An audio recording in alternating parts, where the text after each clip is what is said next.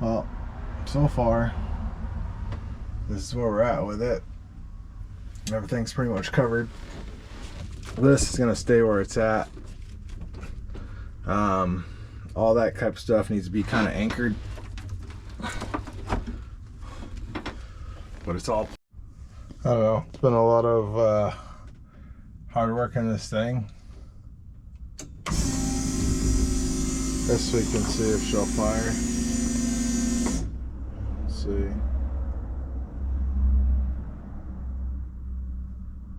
Low fuel pressure. Okay. That's cool. Starter.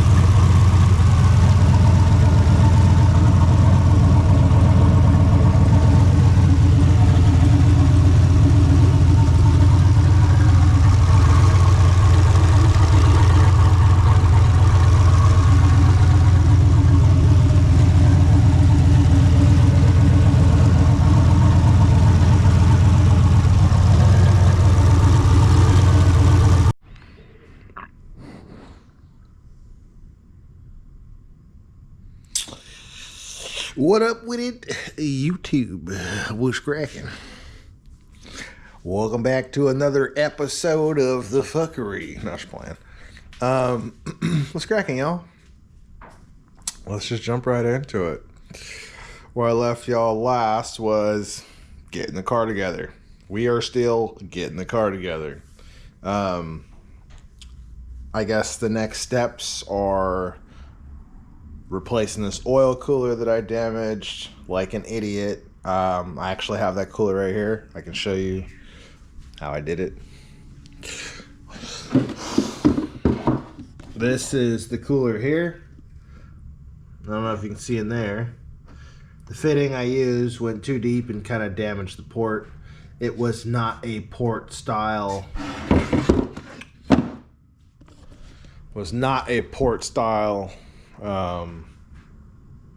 Adapter. Wasn't even the right adapter. It was just wrong thread, it was just wrong.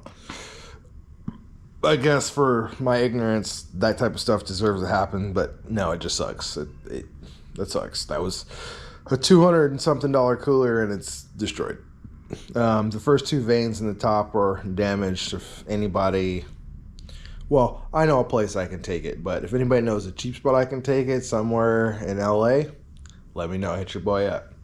Other than that, we've went from the treadstone to, can you guys guess what I got? Can you guess what brand this is? Can you guess what brand it is? Can you guess?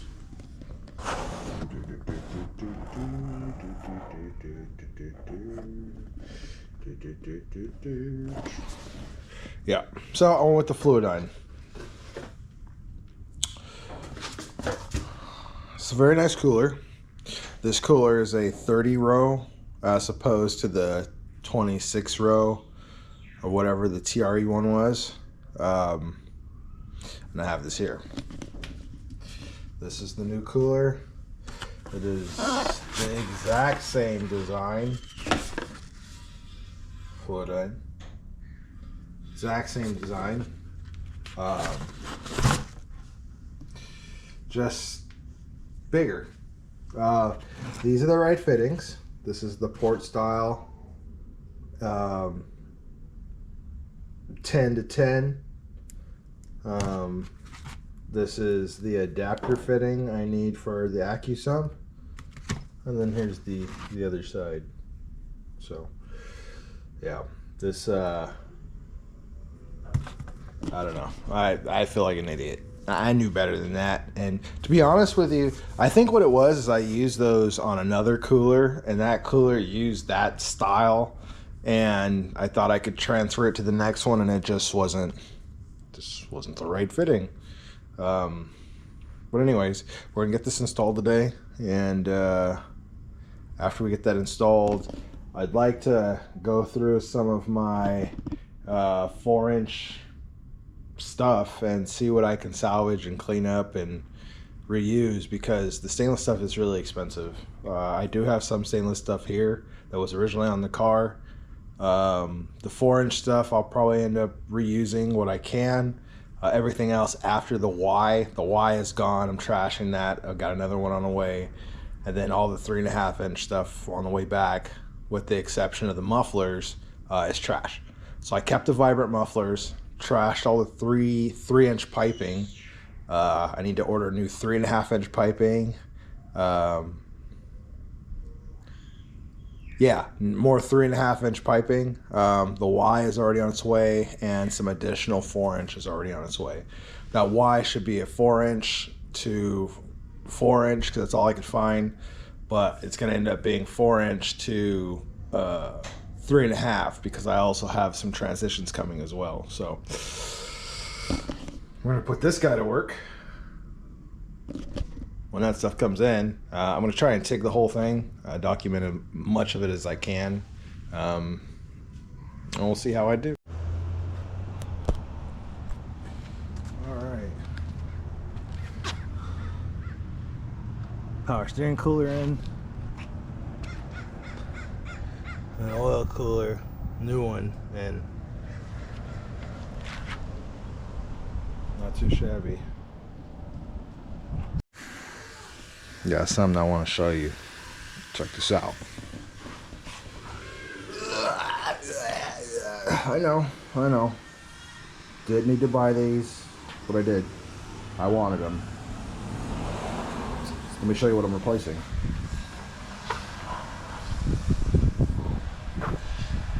This junk. You guys know how baller I consider this setup to be, so if we're gonna have what we have, we need it to look the part. So I had to drop the downpipe because the downpipe doesn't necessarily fit with it sitting there, and I bought these specifically to fit the situation, but it's still a little tight.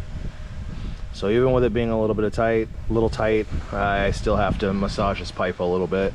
Plus I want to do that anyway because of the vibration that it's making. It's rattling off the side a little bit, and it's probably going to touch the valve cover ever so slightly, but it's for sure going to touch the valve cover. So I wanted to not touch the valve cover because these are billet and beautiful. Don't want to destroy them. Give me a sec.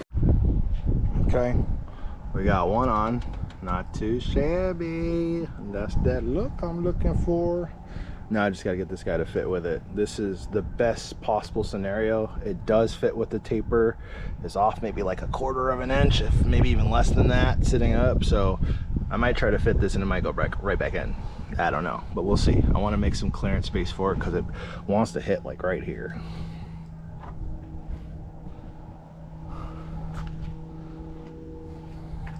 I pulled this cover off, and man, you can smell the E85 in this thing. Well, look at the beautiful job that Toby did in here. He did his things with these springs and these valves, and you can't see everything, but like, he did a beautiful job polishing this and dressing it and lacing it with the right valves and the right springs. It's just, the only thing else that you could really do in here would be maybe a billet rocker stand and changing these to roller rockers, but the reality is, it's a good setup. Don't need to change it.